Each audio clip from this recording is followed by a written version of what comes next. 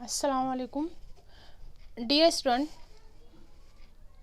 आज का हमारा 9th लेक्चर, इसमें हम डिस्कस करेंगे osmotic pressure and concentration of solution. Last lecture में हमने देखा कि ऑस्मोटिक प्रेशर क्या होता है। Osmotic pressure it is one of the qualitative property which depend on the concentration of solute.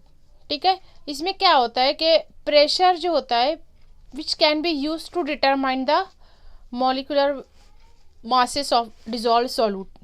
Pressure के ज़रिए हम जो है मॉलिकुलर मासेस जो है मोलार मासेस मालूम कर सकते हैं सॉल्यूट का, जो कि सॉल्यूशन में मौजूद है।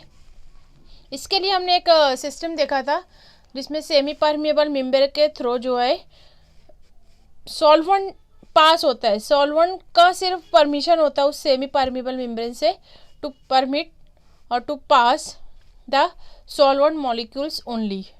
क्यों ऐसा?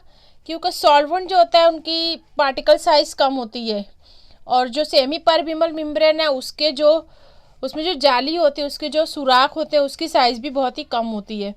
जब सॉल्यूशन बन जाता है तो सॉल्यूट प्लस सॉल्वेंट, इसकी वजह से उसकी साइज़ लार्ज होने की वजह से वो उसमें से पास नहीं हो सकता सेमी परमिएबल मेम्ब्रेन से। इसलिए इसको कहा जाता है ए प्रोसेस और a flow of solvent from a higher concentration to lower concentration. Higher concentration मतलब सॉल्यूशन, वहाँ पर सॉल्यूट भी है सॉल्वेंट भी है, वहाँ से लो कॉन्सेंट्रेशन की तरफ जाता है through a semi permeable membrane. This phenomena is called osmosis. ठीक है, इसी तरह ऑस्मोटिक प्रेशर। ऑस्मोटिक प्रेशर हमने देखा था that applied pressure.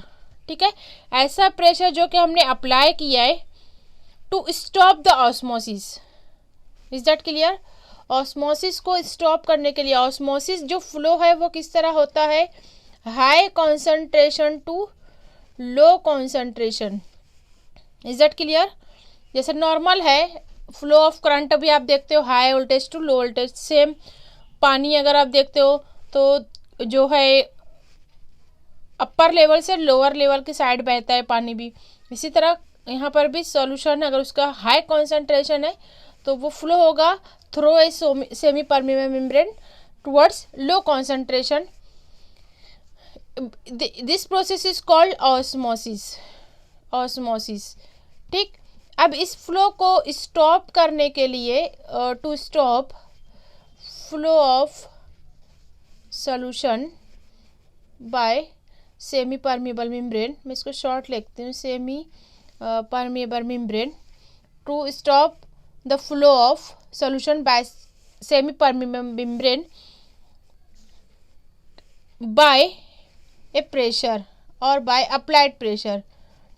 By applied pressure is called osmotic pressure. जैसा कि इसको मैंने इससे पहले कहा था कि पाई से शो करती है। Pi is a symbol for representing osmosis और osmotic pressure. Is that clear? यहाँ पर एक इस तरह फिगर भी बताई थी मैं आप लोगों को कि किस तरह यहाँ पर बीच में सेमी परमिएबल मेम्ब्रेन होती है, यहाँ पर पिस्टन लगाया जाता है और प्रेशर को अप्लाई किया जाता है। ठीक है, प्रेशर यहाँ पर डालने से यहाँ पर जो सॉल्यूशन मौजूद है, ठीक है, उसका फ्लो जो है वो रुक जाएगा बाय दिस प्रेशर। ठीक है, अभी ये इस तरह फ्लो हो रहा था इस साइड में, इस प्रेशर के ज़रिए यहाँ पर ये लो कॉन्सेंट्रेशन है, ये हाई कॉन्सेंट्रेशन है, इस प्रेशर के ज़रिए यहाँ पर जो फ्लो हो रहा था वो रिवर्स हो जाता है इस तरह और स्टॉप हो जाता है। ठीक है, अब इसको इन टर्म्स ऑफ कॉन्सेंट्रेशन देखेंगे एज ए गैस इक्वेशन, जो कि आप इससे पहले पढ़ चुके हो 11th में। PV is equal to nRT, ideal gas equation. Is that clear? P is pressure, V is volume, N is number of moles, R is gas constant, T is the temperature in kelvin. इसको आप लिख सकते हो ideal gas equation. ठीक है, अब यहाँ पर हम इस प्रेशर की जगह रखेंगे पाई, ऑस्मोटिक प्रेशर। अब इसको हम इस तरह लिख सकते हैं pi is equal to N/V/RT। ठीक है, P is nothing but the pi और ऑस्मोटिक प्रेशर। अब N/V इसकी जगह हम ले सकते हैं N upon V is nothing but the concentration or is nothing but the molarity, number of moles per unit volume, इसको कहा जाएगा मोलारिटी। यहाँ पर हम लेंगे मोलारिटी, ठीक है, इसको हम मोलारिटी लेंगे क्योंकि ये टेम्परेचर डिपेंडेंट टर्म आ रही है। यहाँ पर मोलारिटी की ज़रूरत नहीं है, मोलारिटी जो होती है वो टेम्परेचर इंडिपेंडेंट होती है, लेकिन यहाँ पर चूंकि ये एक कांस्टेंट टेम्परेचर पे ऑस्मोसिस होता है इसलिए हम यहाँ पर लेंगे मोलारिटी। Is that clear? तो मैं यहाँ पर लिख सकती हूँ M pi is equal to capital M R T. This is the expression for osmotic pressure and concentration of solution. Is that clear? We can calculate temperature, T जो होता है केल्विन में लिया जाता है, आर इज गैस कांस्टेंट, इसकी value दी जाती है 0.08206 decimetre cube atmosphere per kelvin per mole दी जाती है वैल्यू। इसकी मदद से हम कैलकुलेट कर सकते हैं अप्लाइड प्रेशर और a osmotic pressure. Is that clear? Now see molar masses of solute from osmotic pressure. अब यहाँ से हम m की वैल्यू निकालेंगे। m is nothing but the, see that यहाँ पर हम m की जगह पर रखेंगे, that is W2 upon M2, mass of solution and molar mass of solute, right. तो इसकी वजह से हम वैल्यू निकालेंगे यहाँ पर, दैट इज m इज इक्वल टू, और पहले इसको हम लिख देते हैं pi is equal to, n की जगह रखेंगे W2 RT divided by that is a M2V, right, M2V। अब यहाँ पर m जो है that is a what, M2 is the molar mass of solute. इसको अगर हमको मालूम करना है हम यहाँ उसको ऊपर ले आएंगे, बाकी वैसे ही रखेंगे RT divided by pi V। This is the expression for to calculate molar masses of solute. इसकी मदद से हम मोलार मास मालूम कर सकते हैं, molar mass of solute. Remember that, ये अक्सर प्रॉब्लम में आता है। टेम्परेचर दिया जाता है, R की वैल्यू दी जाती है, वेट W2 दिया जाता है, that is nothing but the weight of in gram. W को भी हम कैलकुलेट कर सकते हैं m अपॉन n से, इसकी वैल्यू नंबर ऑफ मोल और जो भी मॉलिक्यूलर मास उससे हम मालूम कर सकते हैं, ठीक है। मास of solution, that is A mass of solution. This is the osmotic pressure in the form of molar masses. एक लास्ट पॉइंट बचता है, that is called a reverse osmosis.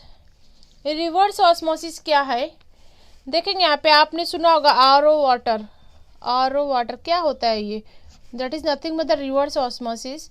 इसमें क्या किया जाता है, इम्प्योर वाटर को प्यूरिफाई किया जाता है, और सॉल्टी वाटर, जैसे आप सी वाटर लेते हो, समंदर का पानी, सी वाटर, उसको जो है फ्रेश वाटर में किस तरह कन्वर्ट किया जाता है।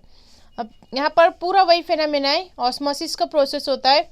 ऑस्मोसिस में यहाँ पर ये सॉल्ट की वजह से ये क्या हो गया, act as a solution, this is the solvent. तो यहाँ पर ये बीच में जो है ये सेमी परमिबल मेम्ब्रेन है, यहाँ पर पिस्टन के जरिए प्रेशर अप्लाई किया जाता है। P is the applied pressure.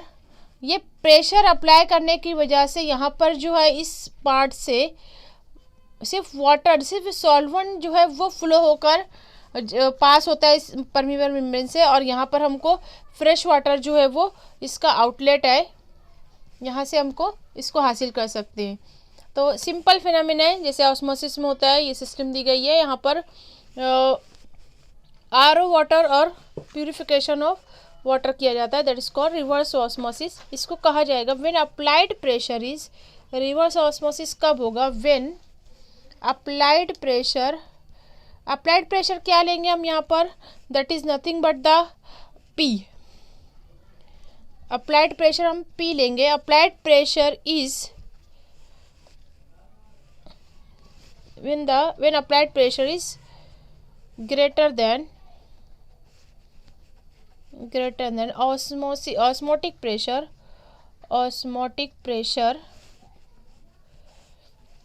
then solvent